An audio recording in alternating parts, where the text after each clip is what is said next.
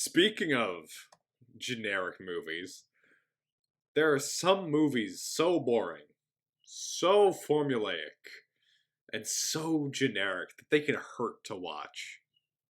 Here are the nominees for Most Generic Movie. I almost read that as most genetic movie, actually. But anyway, sorry. You can keep going. Soldier. It's kind of like Blade Runner and Universal Soldier, but boring. Oh, so it's Universal Soldier. Alien Convergence feels a bit like they took parts of Prometheus and Aliens and asked you if you remembered those moments. Willow might as well be any fantasy sword and sorcery film with a bad love plot. Although not a bad movie by any means, Superman Returns is a fairly unoriginal movie about Superman stopping Lex Luthor and saving Lois Lane. And his plot, like Lex Luthor's plot in that is basically what he always does. Yeah. Which is like, oh, I need like more land for like real estate possibilities. Hercules and Xena, the animation, is a rather unremarkable kids' cartoon based on a sword and sorcery live action show. And I've heard the show's not that good either. So, Yeah. you know. The Punisher, 1989, takes a brutal and ruthless comic book character and waters him down into a generic action hero. Finally, Die Hard 2. As John McClane said, how can the same shit happen to the same guy twice? And the winner of most generic movie is Soldier. Yep. I think just every molecule of that thing is generic, even down to the title. Yeah, the title is generic, the plot is generic, the characters, the setting. Just like, it's like you said, it's like Blade Runner and Universal Soldier, but boring. Yeah, so, yeah. And just nothing about it stands out. Like, I remember when we did the podcast, I couldn't remember if I had seen the movie before or not. I thought that I had, which I do stand by that. I think I had seen it before, but it was just so forgettable. I couldn't remember anything that happened in it. And looking back, I still don't remember much from it. Like, I remember that Gary Busey was in it, and that it was about Kurt Russell trying to fight off a bunch of like robot soldiers. Yeah, Jason Isaacs was the main bad guy with that. I didn't even remember that.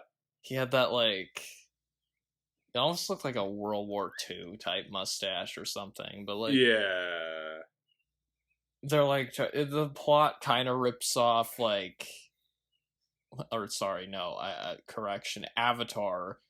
It kind of has a similar plot to Soldier in some ways, where they're like, you know, you know what we can say about Soldier? It's not the worst, and it at least was an actual movie. I will say that the thing is, Soldier is one of the more watchable movies from this selection, actually. Like, it's the most generic, but like, it wasn't as offensively bad as some of the, well, okay. Yeah, as like Hercules and Xena. Like, Hercules and Xena was definitely worse. Or actually, okay, I'm looking through this. Again, well, Punisher 1989 is technically a more incompetent movie than Soldier. It's more fun to watch, but it's like, technically, it is a worse movie than Soldier. But yeah, like you said, it is a movie. It is at least a movie. Yeah. It's not a very good movie, but it's a movie. And that leads us into our next category. I'm sorry, I keep forgetting that I have to read the next one. Occasionally you see something that makes you question what you're watching, and also the standards of the people who made it. Here are the nominees for worst excuse for an actual movie. Do I need to read the nominees? Yeah, no, we need to let this one soak in a little bit. Okay. Do you like B-roll? That's what most of this thing feels like. Alien Origin. The budget for this movie had to have been a money laundering scheme. That's the only reason I could figure for why this costs so much and has nothing to show for it. Mortal Kombat Annihilation. I'm just glad I didn't have to pay to watch that one. Yeah. I'm really sorry that you had to. Jeff keeps wringing the money out of me. I sincerely apologize for you having to pay for that one. It could have just went on like a piracy website. I mean, you didn't have to pay for Mortal Kombat Annihilation of all movies. Oh, jeez. Especially not if you were giving money to Jeff, of all people. He needs it so he can buy another food supermarket chain. Oh, right, because he owns, like, Whole Foods, right? Yeah. Yeah. I thought he was gonna, like, make, like, another rocket or something, or, like... Like, I'm honestly half expecting, like, Jeff Bezos to become Lex Luthor in a couple years from now. But that'd be getting off topic. Or no, it's not actually, because he's actually in this next movie. One half is from a different movie. The other half is a horrible movie. Silent Night, Deadly Night, Part 2, starring Jeff Bezos.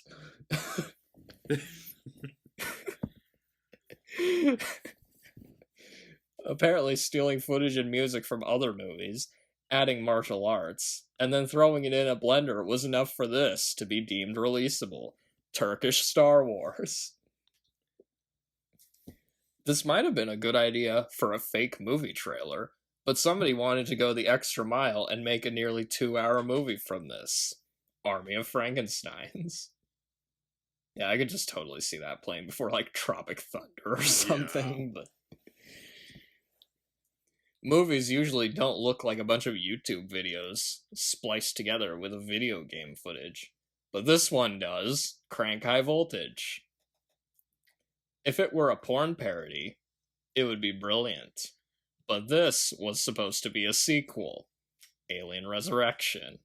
And the winner is, of course, Alien Origin. Like, come on. Like, nothing else was gonna win this category. No, it's so astounding just how little this resembles an actual movie. Because there's no, like, plot or character development. Yeah, there aren't even characters. No. Like, the closest thing you have is a news reporter who's following a bunch of mercenaries around. The only thing, or like soldiers or whatever they are. That's all the movie is just them walking around. And they barely talk to each other except to say, like, shut up, basically. Actually, on second thought, Alien Origin is kind of brilliant because what is scarier than watching a movie where nothing happens? Like, literally nothing happens in the entirety of that movie. And then I know that we've said this a lot, but the fact that we did this right after doing our top 10 best and worst lists. It was like doing that list was like almost like a bad omen or something. Like, it's just like, yeah, like we weren't even like, we hadn't even scratched like the surface for what this was. Also, but we did that list before we did Mortal Kombat Annihilation as well. I should point out, like, and like, I don't know if we'll ever find a movie that's worse than Alien Origin. There are movies that have made me angrier and, like, more depressed and more annoyed, but I don't think any other movie has made me feel more like I wasted my time than Alien Origin. I should see if they have it on DVD. It's one of the few, but it is. It was a direct-to-DVD release. No. It was a direct-to-DVD release, so... Okay. Because I can't think of a movie where, like, well, okay, I can think of ones where less happened, but, like, they were, like, experimental films. Yeah. They weren't put out, this was like, trying to rip off Prometheus. Yeah, it's just, what? And the fact that, like, during the podcast, I had to admit that the Star Wars holiday special was more enjoyable to watch That is how low that movie, like, it really just broke me. Like, Yeah. I had just never seen a movie that just felt less like it deserved to be called one than this. Like, I just felt I was so offended that it existed. Yeah.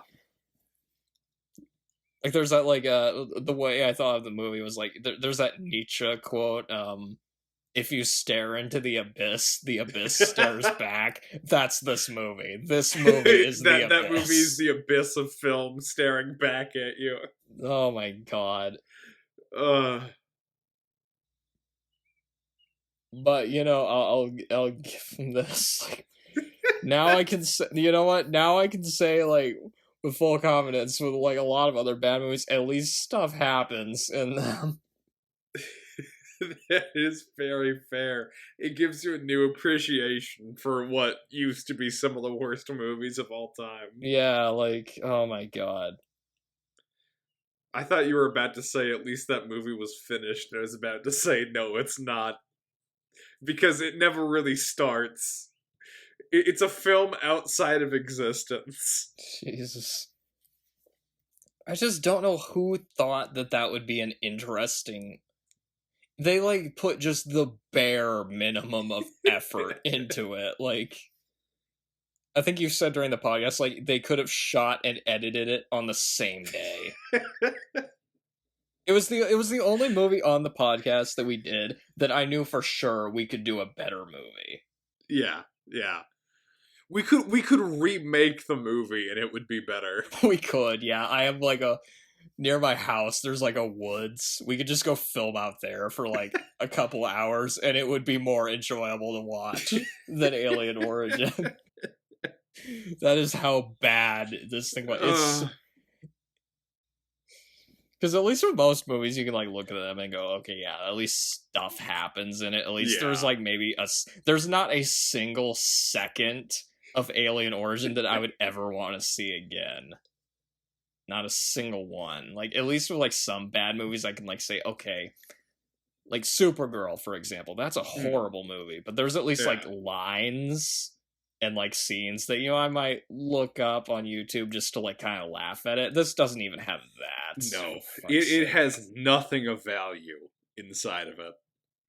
It's nothing but a soulless, contentless cash grab. Yeah. But the thing we need to ask is, was it finished? Speaking of movies, I'm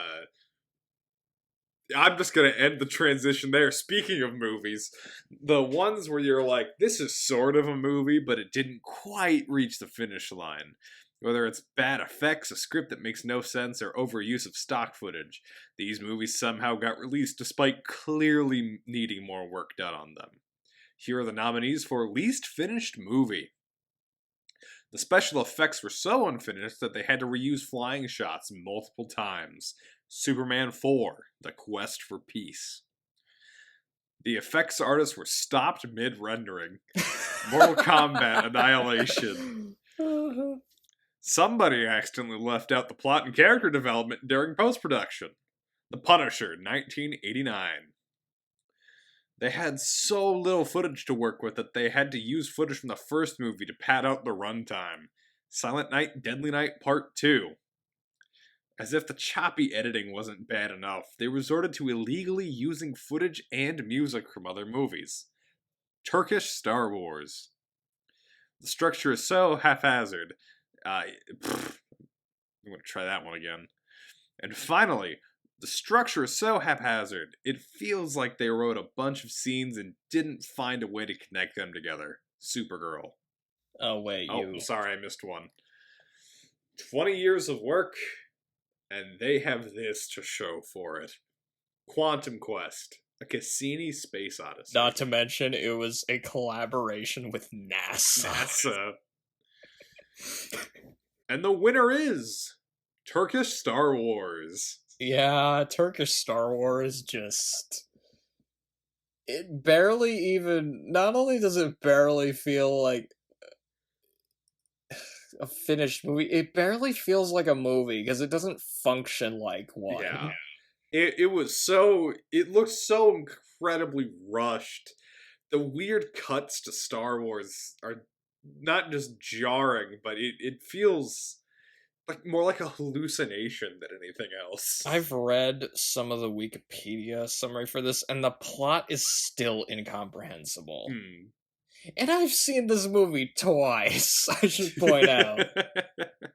I've seen this movie twice, and I still have trouble following it. Not to mention, the sound editing is some of the worst. Like, we talked about this earlier, but it just feels like a movie that was stitched together by a lunatic. Yeah. It just doesn't... The people who made this, it barely feels like it made it to the editing bay. It's like they just threw it at them and said, "Here, we got to release this in like tomorrow." we got you. We got you a reel of Star Wars. Maybe that'll help you. Oh my god! Here's a couple of vinyl records. That's the soundtrack. It just feels like they barely released it in time by like the skin of their teeth. It's just like, what is this thing? I was about to do a transition. I realized it was the wrong transition. I was about to say, like, fucking, like, Ed Wood movies look more finished than Turkish Star Wars. Hell, some of Ed Wood's movies feel like Turkish Star Wars, because some of his movies use just random stock footage for no reason. Except with Turkish Star Wars, they're like, oh, let's go the extra mile and take footage. And he's like one of the most well-known movies of all time. Yeah, exactly. Oh my god. And music, they took like maybe the most like one of the most famous music scores of all time and just played it over and over again. I can't believe they didn't get sued for this. Yeah. It's just ridiculous. And the edit, it's just like nothing about that thing just feels like it was finished. Just it's also weird that it's technically part of a franchise. The only other one that comes close is like Silent Night, Deadly Night Part 2, because they had to like take footage from the first movie to pad out the running time. But at least with that one, they took footage from their own movie. Yeah. Rather than somebody else's, rather than a movie from a well-established... rather than footage from a well-established franchise at that point. Like, jeez. But at least they took footage from a good franchise movie. That's fair. So, the next category, it's bad enough when a movie is bad, but when it's part of a franchise, it can have even more of a sting to it. Here are the nominees for Worst Franchise Movie. The film that brought the sequel trilogy to an end not with a bang, not with a whimper, but with a... What the fuck was that? The Rise of Skywalker. The film that made a mockery of a once serious sci-fi horror franchise, Alien Resurrection. A TV movie that was somehow released in theaters. Or at least that would make more sense. Mortal Kombat Annihilation. The airheaded Cold War movie that almost killed the Superman franchise and introduced the world to Nuclear Man. Superman 4, The Quest for Peace. And finally, Leonard Maltin's favorite Batman movie, Batman Forever. And the winner is Alien Resurrection. This was a hard one. This is a very hard one, because it was competing with Mortal Kombat Annihilation, Rise of Skywalker, Superman 4. For me, it was between... I was having trouble deciding between Alien Resurrection and Mortal Kombat Annihilation. And I went with Resurrection because Alien is a more... like it was a more respected franchise at that point, Yeah. at least as far as movies go. At least like Mortal Kombat, like the first Mortal Kombat movie isn't that great of a movie. But it's at least enjoyable. But yeah, no, just what Alien Resurrection did, it just like shotgunned the Alien franchise and it's never recovered since. Because Alien 3 wasn't like Fantastic. it wasn't a very good Yeah. movie either, but you could at least take it seriously. Yeah. Like it wasn't like a complete mockery. Like Alien Resurrection is just, it's like somebody smeared shit all over the camera. It's just bad. Like, Yeah. like it's one of those that's so bad I don't even want to talk about it. Like, but just it was for me, like of the I mentioned earlier, like Alien Origin was the movie on the podcast that felt the most like a waste of time. Alien Resurrection was the one that like made me the most angry and the most upset, at least of what I watched. So there's that. And it's so bad too, because like the first two Alien movies are so good. Yeah. Especially Aliens. I love Aliens. I love that. And then it just sinks down so quickly once It's you hit just Resurrection. so bad, yeah. It's such a painful fucking movie to watch, and like the fact it was put out into theaters. Yeah. I just am like, what? And it really millions. does feel. They spent millions on it, and it looks like, Yeah. again, I keep saying this, but it literally looks like a porno movie or like a commercial or something. Yeah. It's just so bad. It really feels like it does have a direct-to-video feel to it. Speaking of direct-to-video movies, thankfully, most of the world was spared from seeing these. But that doesn't mean that walking through the sewer is a fun experience.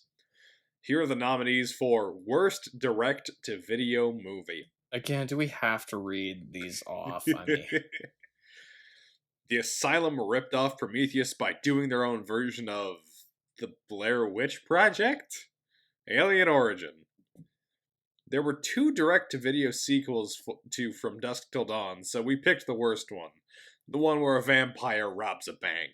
From Dusk Till Dawn 2, Texas Blood Money. and it wasn't even a blood bank. I mean, come on. Was released in theaters everywhere except the United States, and theater owners breathed a sigh of relief. The Punisher, 1989. All I have to say about this one is disappointed!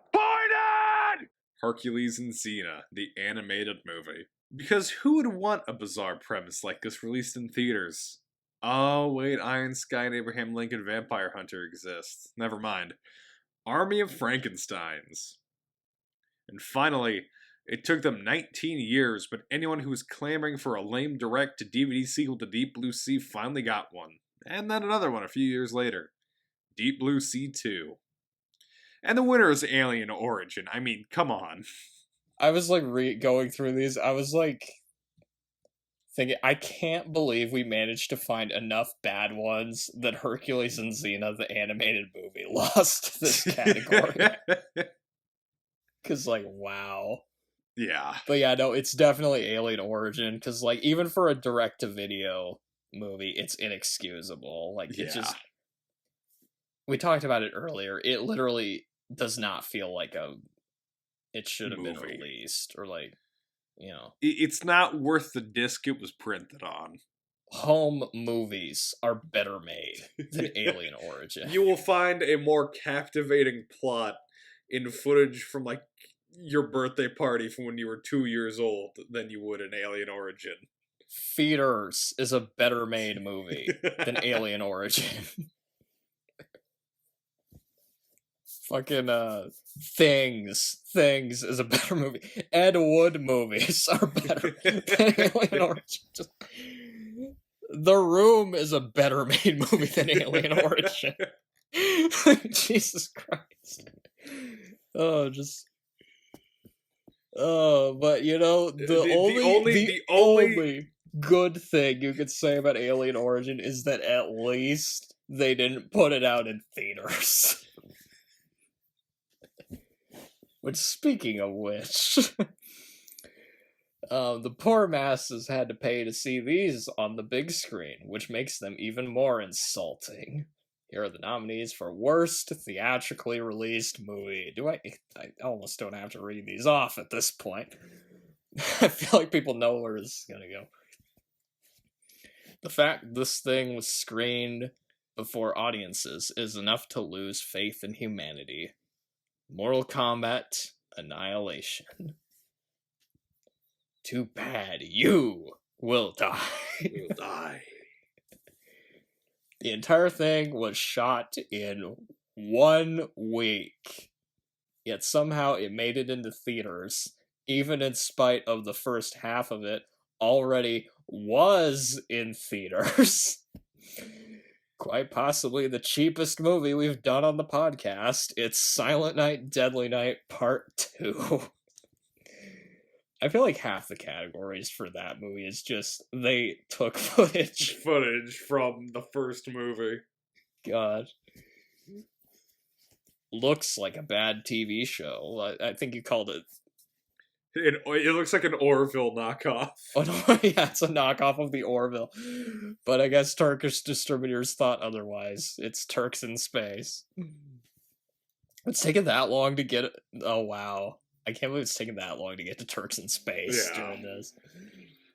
If this didn't have big names, I guarantee this would have been straight to DVD. The Happening. In regards to everything that happens in this movie, I just have to ask, why? Alien Resurrection. How did a script like this get the pass? Supergirl. A movie that contains the lines, somehow Palpatine returned, I'm the spy, and they fly now. They fly now?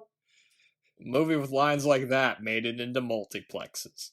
Rise of Skywalker. And the winner is Mortal Kombat Annihilation.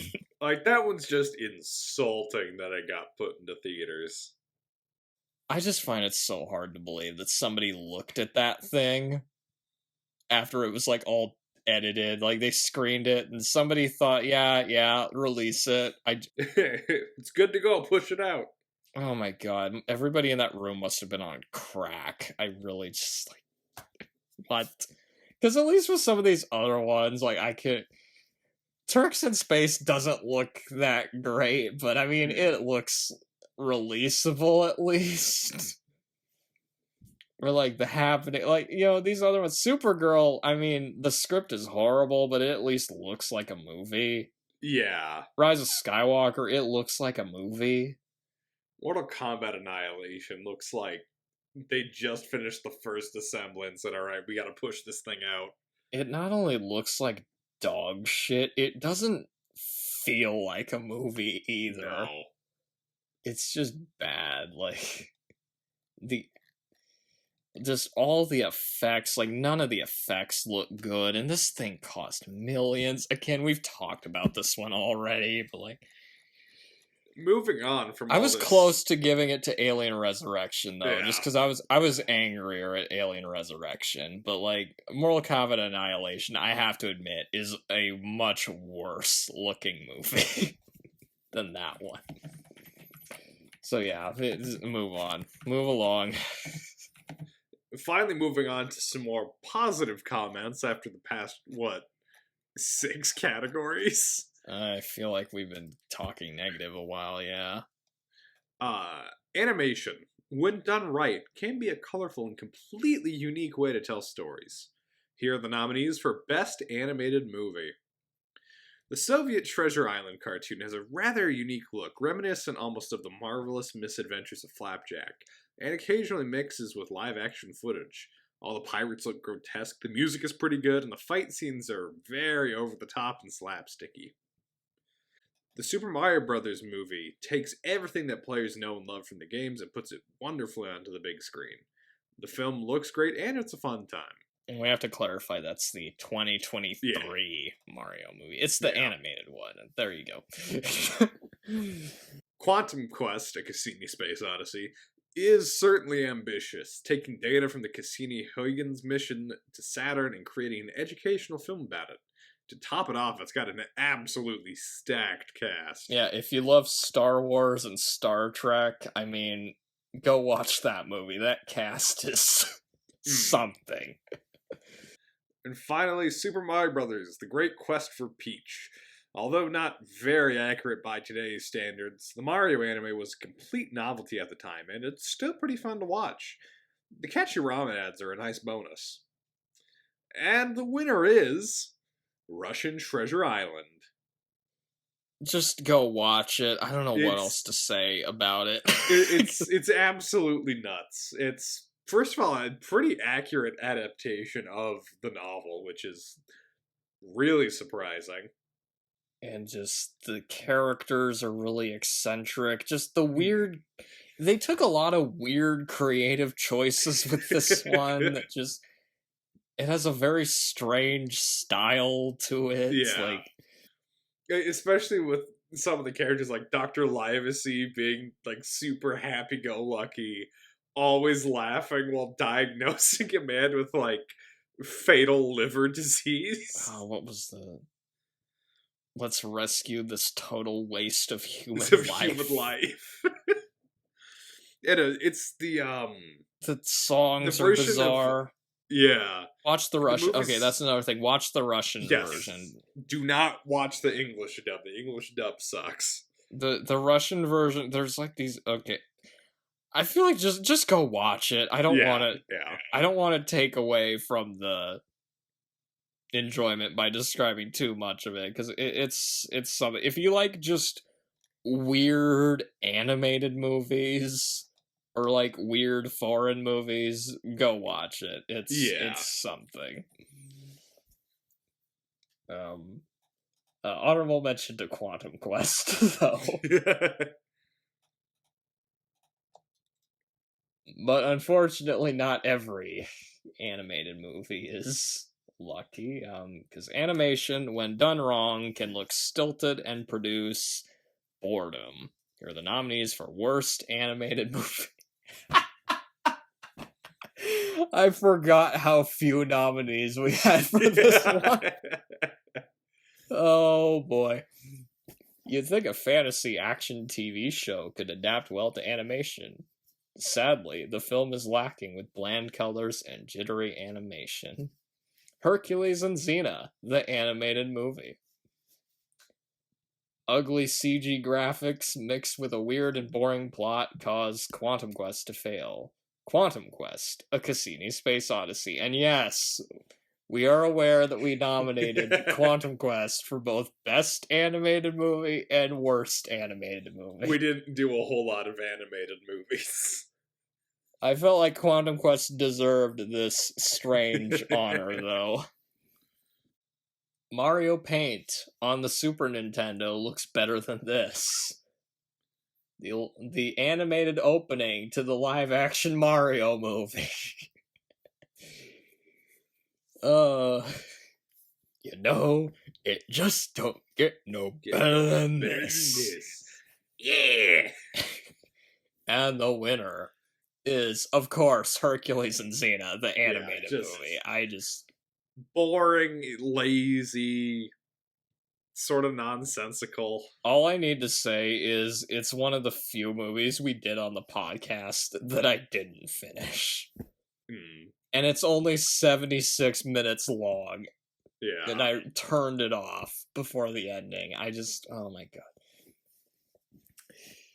I was like at the hour mark and I was like, okay, fuck off. Just turned it off. And it's so bland too. Like the animation's not even that good. The voice actors sound bored. Like just... Yeah. I've never watched the show, but I feel like the people that did were, disappointed! And then the Mario opening, just like, what was that? That was like, yeah, it was weird, kind of out of place, and just lazy. that actually is technically worse animation than the Yeah, Hercules and Xena movie. Like, but it's only like what, a minute and a half long. it's like maybe the cheapest animation I've ever seen in like Yeah. a live action movie. It's so bad. And it doesn't feel anything like the video game. It's just like, oh, dinosaurs. Like, what? Okay. Yeah. Speaking of video games, Very few have gotten it right, and these might be all of them actually. Here are the nominees for Best Video Game Movie. that might be true, actually. A faithful adaptation that people have seen, the Super Mario Bros. Movie from But you 2023. have heard of me. It may be PG-13, but it's still got the energy. Mortal Kombat, the 1995 version. And finally, the trippy Japanese ramen noodles commercial, the Super Mario Bros. Anime. And the winner is the new Mario movie. Yeah. It's the most incredibly accurate. It's just especially visually, it's such a nice movie to look at. Most of the casting was done pretty well. I'm still not the biggest fan of Chris Pratt or as Mario, but Seth Rogen's interpretation of Donkey Kong. yeah, that one sort of takes me out of the movie a bit. The show stealer for me though was Jack Black as Bowser. Oh yeah, and Charlie Day as Luigi. Like Bowser, like that's a casting choice that you wouldn't necessarily think of, but like that movie honestly convinced me that like Jack Black was like born to play Bowser. Like he seems like he's just having the time of his life in that role. And Charlie Day was well cast as Luigi. I think everybody was pretty well cast in that one. Yeah. And it feels like the games. I mean, if you like the games, you should get enjoyment out of it at least, which I would still recommend seeing the Mario anime though, just because it's certainly unique, because this was when the games were still fairly new. It only came out a year after Super Mario Bros. And I mean, it did get some things right about the game. It got a lot of things right. It's just interesting seeing an adaptation of it from so early on. There were weird changes though, like having Mario and Luigi working at a store and Luigi being super greedy for some reason, and he's also like wearing blue, which is strange. But yeah, like the Mario movie, that's probably the 2023 one is probably the best video game movie we've gotten so far, because I mean it feels like the games and it's fun to watch. I actually rewatched it a few months ago. It was still an enjoyable movie to watch. So, yeah. It's not like amazing, but if you like the Mario games, if you'll definitely get enjoyment. It looks like what the newer Mario games look like. So I am pretty interested to see what they do in the sequel now that it's been greenlit.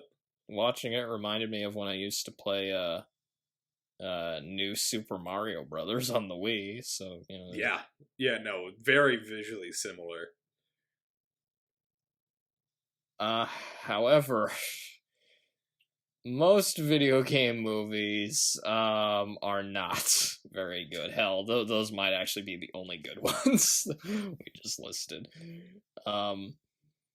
It's a given that most video game movies miss the mark. So here are the nominees for worst video game movie.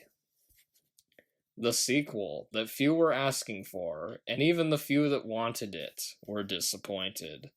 Mortal Kombat Annihilation. The one where someone missed the memo to make a Mario movie and instead made Dinosaur Blade Runner. Super Mario Brothers, the live action movie from 1993. A movie with almost no actual street fighting in it. Street Fighter, the movie. Of course! And the winner is Mortal Kombat Annihilation. We know. Yeah. Oh my god, that movie. And one thing, I don't know if we've really mentioned this yet, but when it comes to being a bad video game movie in particular, Mortal Kombat is known for its hyper violence. And this just isn't like violent in the slightest. To be fair, the first one wasn't that violent either. It wasn't, but it was still more violent than this one. At least the first one, you had like it was structured more like a tournament, which is more like Mortal Kombat. Yeah. But with Annihilation, it just feels like they just wander around and meet a cartoon character every now and again. Yeah. That's what it feels like. It feels more like Power Rangers. And like Power Rangers is easier to take seriously than Mortal Kombat Annihilation. Yeah. Like I've only seen like 2 Power Rangers movies, and I used to watch the show, to be fair, like as a kid. But like the Power Rangers movies are better made than Mortal Kombat Annihilations. It's so bad. Like, and granted, I don't know as much about the games as you do, but like I could get the sense that it was not a good adaptation. Yeah, no, it's just not accurate in the slightest. It also felt like they were trying to shoehorn in new characters, just in and like they didn't have a reason to be there and stuff. Like, wasn't like Ermac in it? I'm pretty sure. I think Ermac and Smoke were in it, which aren't the most important Mortal Kombat characters. And then the ones you would expect to be in it more, like Scorpion and Sub-Zero, they're barely in it, from what I remember. Johnny Cage dies in the first scene. Oh, I forgot about that. And like, it's not even like 7 minutes in, and like Johnny Cage is dead already. It's like, okay. Or like Raiden becomes immortal, and then a scene later dies. They really just make like both the heroes and the villains look like super incompetent and just like, oh my god, like just it's just so bad, like it's so bad.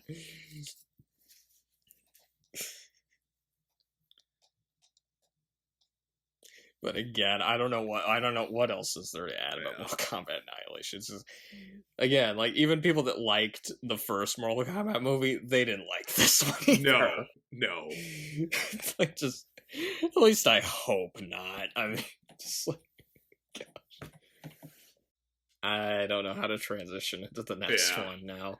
You mentioned Power Rangers. Power Rangers are like superheroes. Yeah, it kind of, yeah.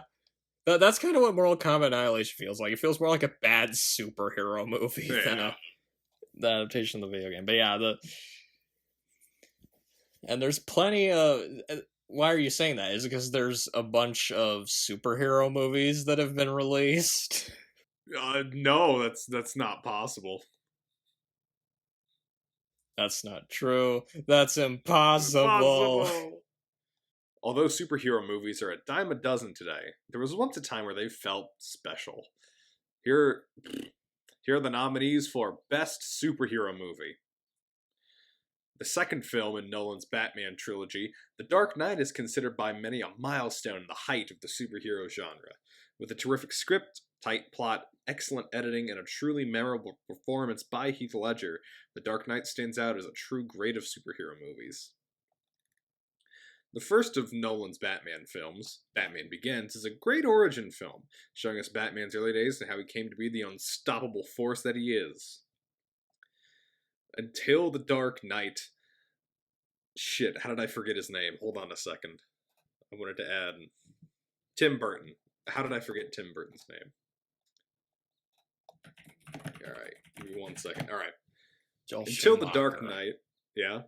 Joel Schumacher. Yeah, no. Until The Dark Knight, Tim Burton's Batman was the film by which all other superhero movies were judged.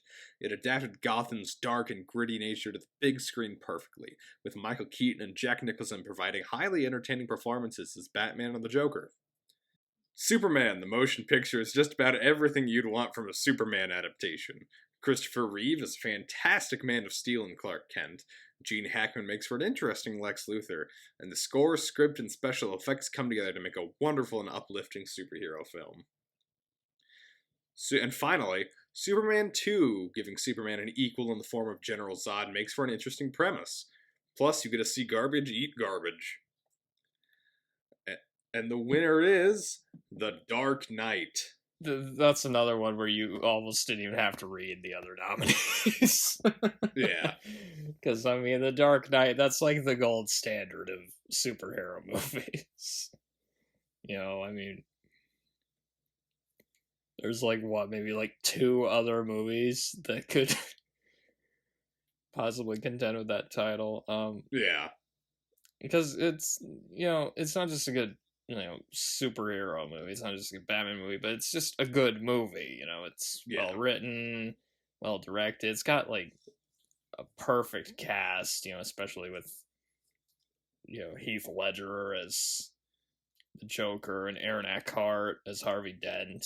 Yeah. Is there anything left we have to say about The Dark Knight? No, I think we hit everything on that one.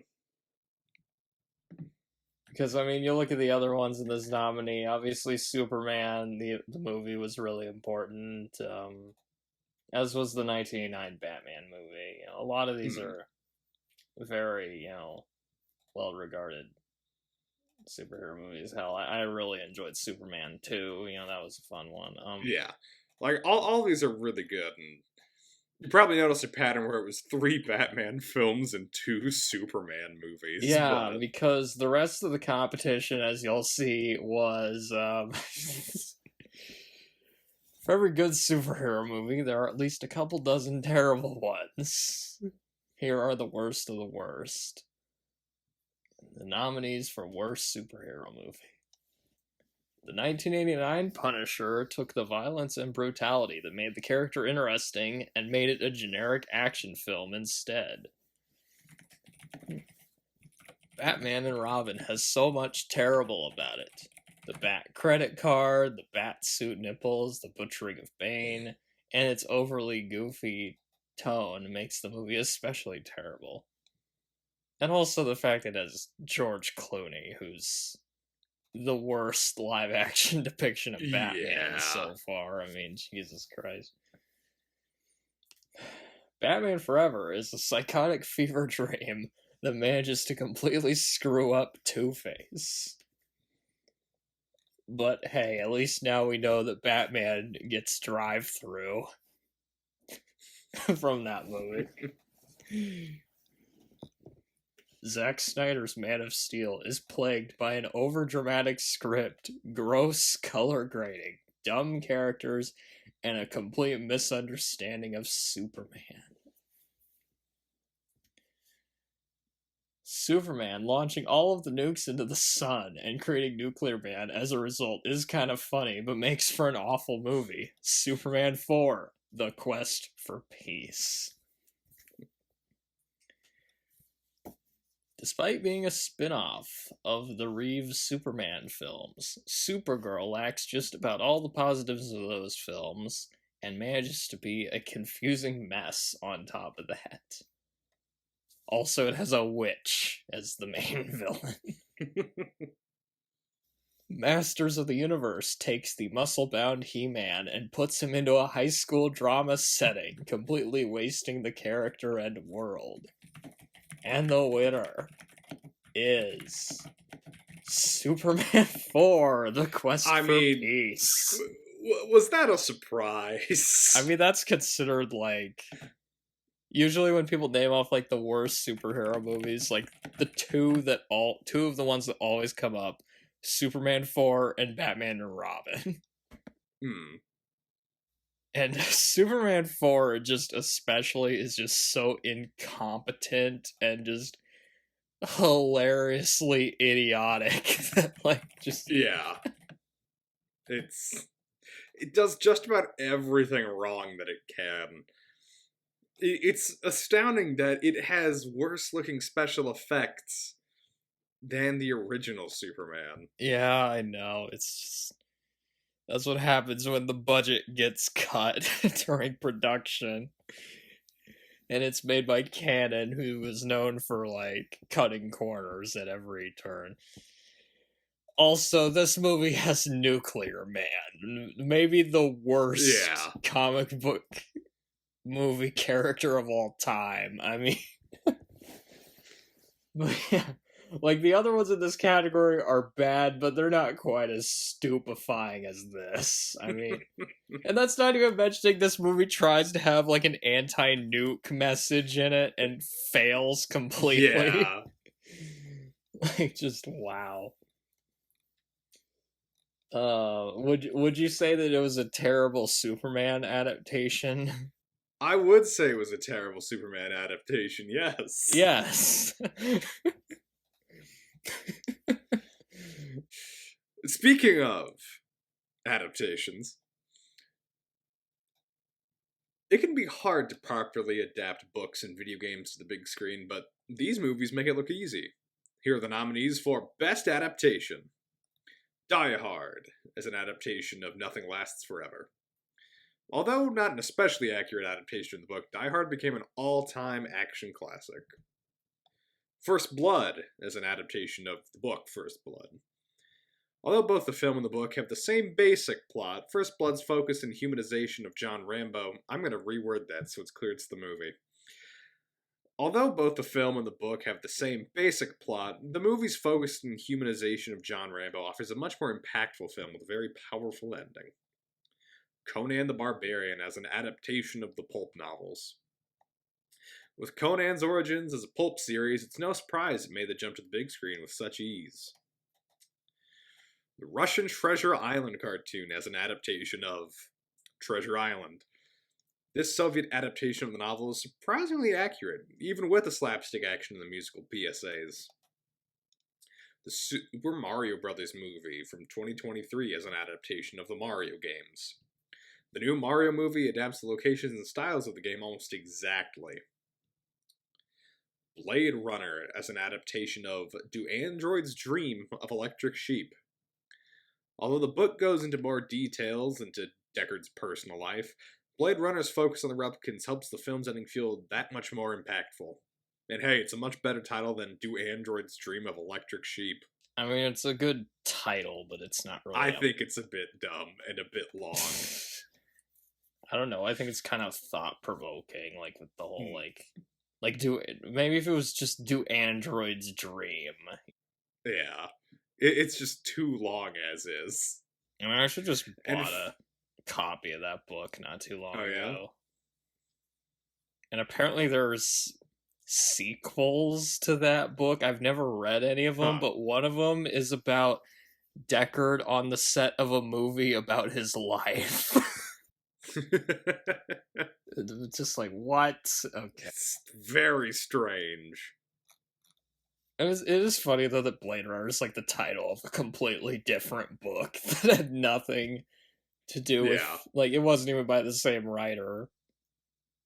Because Philip K. Dick wrote Do Androids Dream of Electric Sheep, and I think William S. Burroughs wrote Blade Runner? I don't know, it's weird. Yeah, you keep going, sorry. And finally, The Curse of the Black Pearl as an adaptation of the Pirates of the Caribbean theme park ride. Adapting a theme park ride sounds like a near impossible task, but Curse of the Black Pearl makes it look easy. And the winner is The Curse of the Black Pearl. Yeah, this was an interesting one. What an astounding adaptation. Like, 'cause the other ones had a lot more source material to draw from. Like, Curse of the Black Pearl, they just had a Disney ride, and somehow they were able to make a good movie out of it. Like, that's crazy. Like, yeah. Like, that thing had no right to be good at all. Because you look at, like, the other movies based on Disney rides. Most of them are terrible. I mean, for Christ's sake. You know, because you had that Haunted Mansion movie. No, you have 2 Haunted Mansion movies, actually. Yeah. I've only seen the one with Eddie Murphy, but it was pretty bad. The Country Bears. Tomorrowland, like, I forgot about Tomorrowland. yeah, it's a very forgettable movie. Oh, there was another one. Jungle Cruise. That was the other one I was thinking of. Yeah, like, just it's just a bad idea trying to adapt a theme Yeah. park ride into a movie, but somehow Curse of the Black Pearl was able to pull it off. I don't know how, but somehow they were able to pull it off.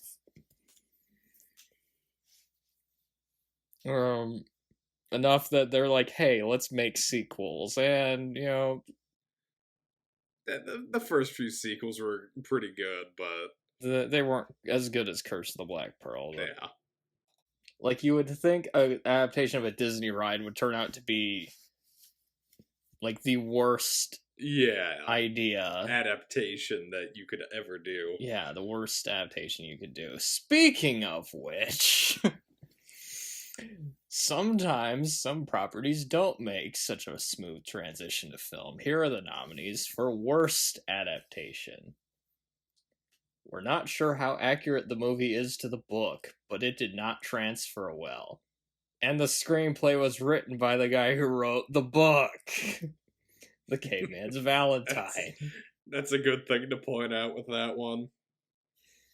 Considering that the movie is based on a violent fighting game, the movie's lack of fights and violence is really disappointing.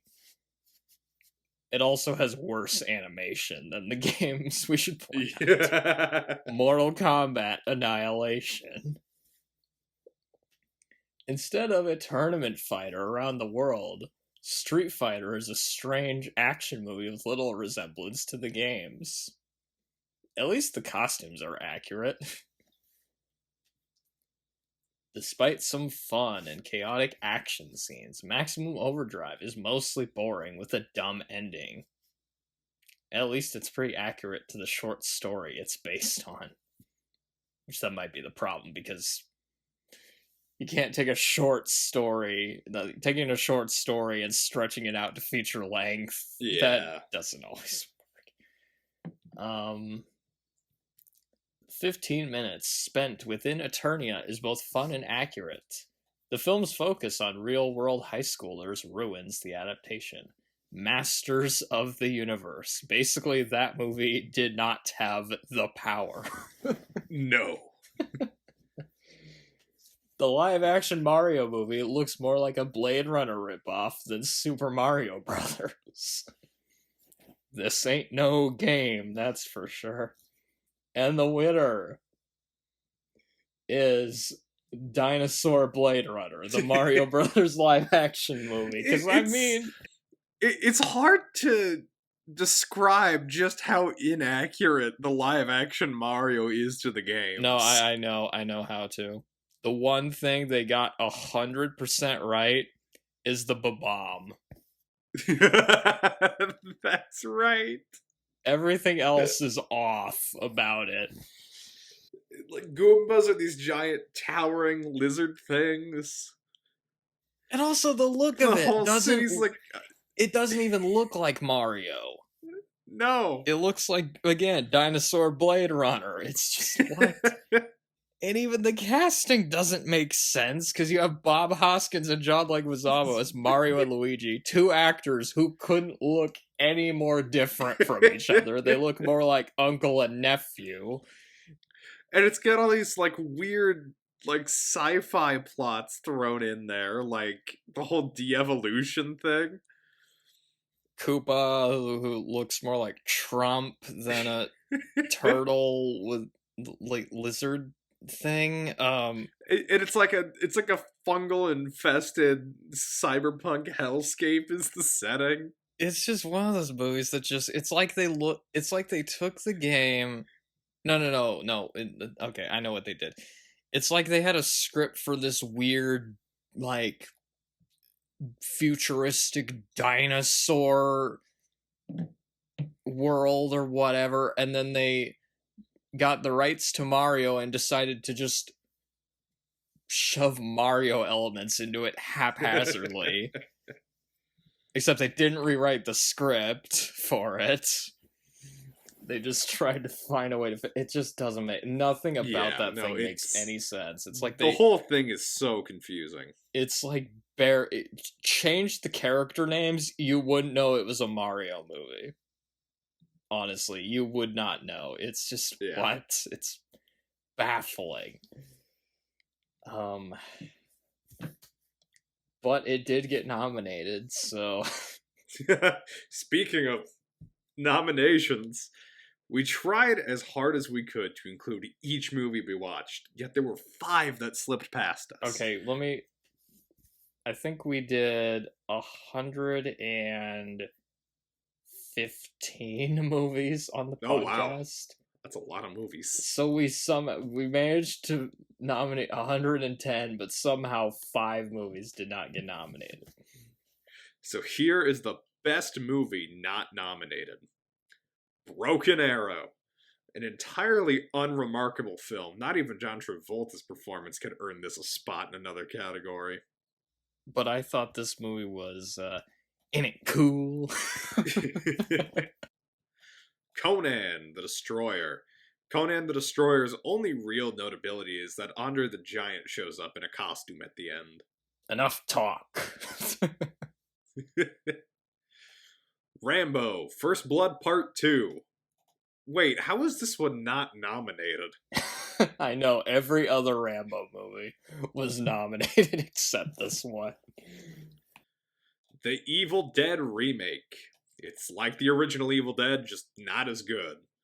The blood rain at the end is cool, though. And finally, Deep Blue Sea 3. The only thing you can really say about Deep Blue Sea 3 is that it was better than Deep Blue Sea 2. But it's got what's her name from Lost in it. Oh, yeah. And the winner is... Sir, do we get to win this time? This time it's up to you. Rambo First Blood Part 2. Yeah, I mean, that was the one where I was like actually shocked it didn't get nominated. And I was also think a really lot of sad that it didn't get nominated because Yeah. that's actually my favorite of the Rambo movies.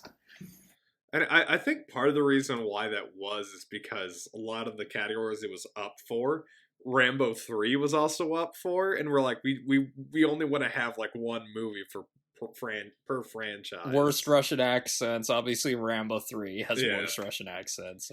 The overkill category we had that had to go to Rambo 3's hanging and grenade scene. But like when I think of Rambo, I mean the first one I think of is Rambo First Blood Part 2. Like that's the image of Rambo that I have. Is he's just running around in the jungle shirtless, shooting sons of bitches. So. And he's in Vietnam too. I mean, Rambo's known for being in Vietnam. You know, it's got a bunch. Got a lot of great action scenes, memorable characters like Yeah. Murdoch or Coe or Trotman. The guy that gets blown up by the exploding arrow at point blank range. Yeah, a lot of great lines too. Murdoch, I'm coming to get you. It's like, yeah. So yeah, I was like legitimately sad that one didn't get nominated for anything because that's one of my favorite movies. Yeah. So, I mean, I like all the Rambo movies, so I'm at least glad the other ones got in there. But this one, I was like, how did this one not get anything? Yeah. So the big categories here. First, we got. Sometimes a movie comes along so bad, so irredeemable, that it deserves to be memorialized forever. Here are the nominees for Worst Movie of All Time. Do I have to read these off, those? Because we know have what to do it's... it for posterity's sake. We know what it's gonna be. I mean, it's like, there's not much suspense. Okay. Alien Origin is awful in special ways. It's a film comprised entirely of low-quality B-roll, wandering around the jungle, with no action, tension, or anything you would expect to see out of an Alien movie. Or just out of a movie in general. I mean, God. Okay. Alien Resurrection took the legacy of Alien and Aliens and absolutely demolished it. Dumb characters, a dumb plot, and also dumb dialogue, too. Yeah. Courtesy of He Who Must Not Be Named. And awful effects make this feel like a shameless and terrible cash grab. Mortal Kombat Annihilation does just about everything wrong. Bad acting, a boring story, atrocious special effects, and worst of all, bland combat make this movie insufferable. I think the only positive we were able to come up with that was that the Mortal Kombat theme plays in it. That's like the only positive that the only redeeming factor in Mortal Kombat Annihilation. Oh my god. Yeah. The people that paid to see that movie in the theater were suckers. It's such a shame. This was Christopher Sorry. It's such a shame. This was Christopher Reeve's last Superman role, with a shockingly terrible plot, stupid main villain, Lenny Luthor, and Nuclear Man. Superman 4, The Quest for Peace. Also, that title is so dumb, too. I mean, it's such a bad title. You'd think a movie about Frankenstein monsters fighting the Confederacy would have at least some positives. Instead, the movie is slow, boring, and spends more time on its uninteresting characters. Army of Frankensteins. Hercules and Xena, the animated movie, was a very boring and lazily produced kids' cartoon. And I couldn't even finish it. One of the few movies we did on this podcast, I couldn't finish. I'm trying to think of... Yeah, one of the other ones I couldn't finish is also in this category. Boring, choppy, and nonsensical. Supergirl. And the winner is, of course, Alien Origin. Skipped over one. Hold on, you skipped over one. Oh, did I? Yeah. No, I didn't. Oh, Turks and... You're right. Yeah, sorry. I forgot one. That says a lot about that movie, I should point out. Attempting to find the magic that Turkish Star Wars had, Turks in Space is absolutely terrible. And the winner is Alien Origin. I mean... Yeah, no, this is like a no contest. Can we just move on to the next category? I'm sick of talking about Alien Origin. Basically, go watch the Alien Origin episode so you could hear our full suffering after just watching that movie. We already talked earlier in this podcast about why it was so bad. I just don't even know what else to add. Okay. Alright, and moving on to our final category. Believe it or not, we've watched good movies too. Here are the nominees for Best Movie of All Time. Citizen Kane. Oh, wait, we didn't do it on the podcast. Best Movie of All Time that we have watched for the podcast. Yeah, we should clarify worst movie of all time was actually what we've means done. Worst movie of all time. Yeah, I think Alien Origin might actually be the worst movie of all time. Fucking Plan 9 from Outer Space is a more competently made movie. Alright. Star Wars Episode 5, The Empire Strikes Back. It's hard for a sequel to become better than its predecessor, but Empire Strikes Back does almost everything right. A tight script, compelling characters, perfect pacing, superb actors, and Boba Fett secure this film as one of the all-time best. RoboCop is a film about humanity and corporate greed disguised as a dumb action film. It helps that these dumb action scenes are so strong and fun that they only add to the movie's quality instead of distracting from it. Calling back to the action serials of the 1930s, Indiana Jones and the Raiders of the Lost Ark is highly immersive with stunning visuals and one of John Williams' all-time greatest scores. Blade Runner is a movie that feels perfect.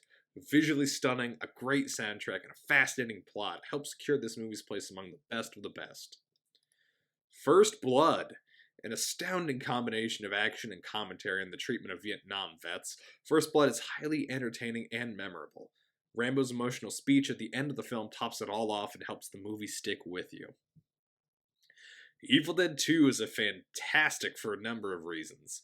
Sam Raimi's quick editing style keeps the movie active and alive, Bruce Campbell's performance keeps the audience entertained, and the extra gory special effects solidify Evil Dead 2 as one of the greatest horror movies of all time. John Carpenter's bloodless slasher is atmospheric, creepy, and incredibly well shot. Halloween. And finally, yet another John Carpenter movie, Escape from New York's dark and gritty setting makes for a fun action film with one of the coolest anti-heroes in film history. And the winner for Best Movie of All Time that we have watched on the podcast is Star Wars Episode 5, The Empire Strikes Back. Yeah, I mean, what else is there to say about that one? You know, It's just so wonderfully made. Like, everything came together just about perfect for and this I mean, movie. it introduced Yoda and Lando, the two greatest characters of all time. So, you know. And again, it You took got a movie that was already really good and actually expanded on it in a way that, Yeah. like, made the story and characters more interesting than they already Yeah. were. So, And we've talked about Empire Strikes Back a lot throughout this podcast here. But like everything from like that final fight scene with Vader and Luke to you know the plot twist at the end of the movie to the designs. I know we gave the like best special effects and like creatures to episode 6, but they're still fantastic in this one. yeah.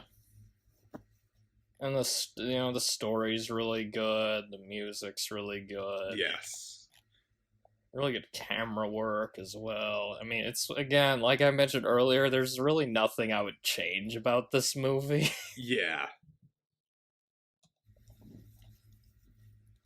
Like, it's one of those movies where I watch it, like, it feels like every scene has a purpose to it. Yeah. Yeah. And, like, again, like I mentioned earlier, like, it's one of those movies that, like, whenever I'm trying to make a list of my favorite movies, this is always very high up there for me, you know. Yeah. Like, it's hard to pick a favorite movie, but, like, I mean, this would probably be one of It's the... a This would be great one of the contender. ones I would pick, for sure, Yeah. you know. Hell, a lot of the movies in this... there's actually quite a Yeah. few movies in this category, but, you know, like, RoboCop I'd put up there, Raiders I'd of the put Lost Raiders Ark, up there. Blade yeah, Runner Blade for Runner. sure. I definitely put Blade Runner up there, yeah. Which it makes me kind of sad that RoboCop didn't win anything during Yeah, this. that is a little unfortunate, but you know, sadly, not everything could be a winner, especially if you're Alien Origin.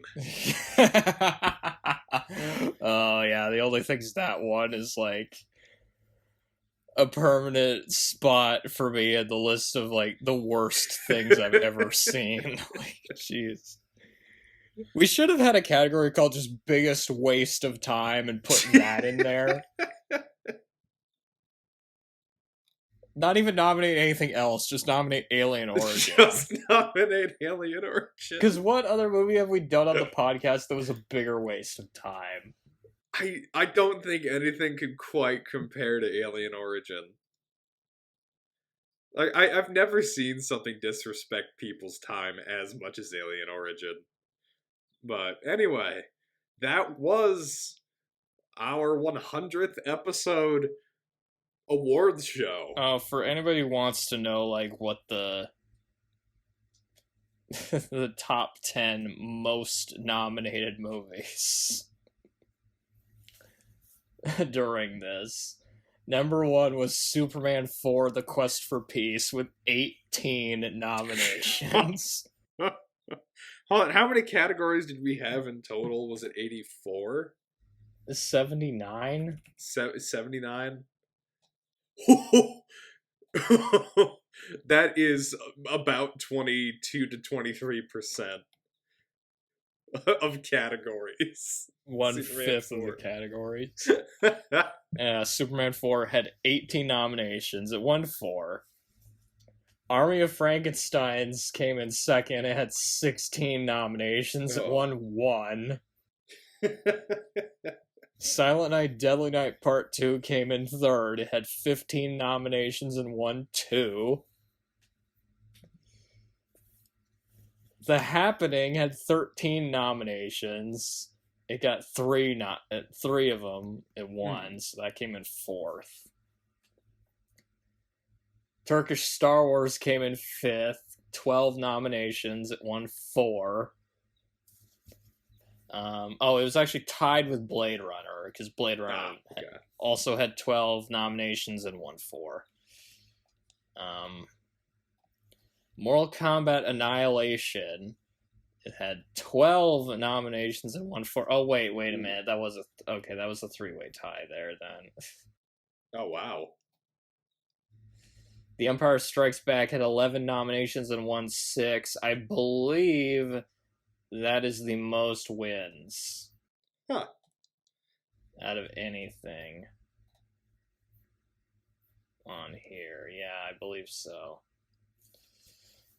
Crank High Voltage, 11 nominations. It won 1, so that came in 9th place. And then Supergirl got 11 nominations, and it did not win anything. Good. It doesn't deserve to win anything. That was the one that had the most nominations without winning anything. And if you want to know what Alien Origin got, it had 7 nominations and won 5. That's brutal. And the ones that there were a few that won all of their nominations. Let me find those real quick. Darkman, that had 1 nomination and it won. Rambo First Blood Part 2, due to a technicality, won all of its nominations.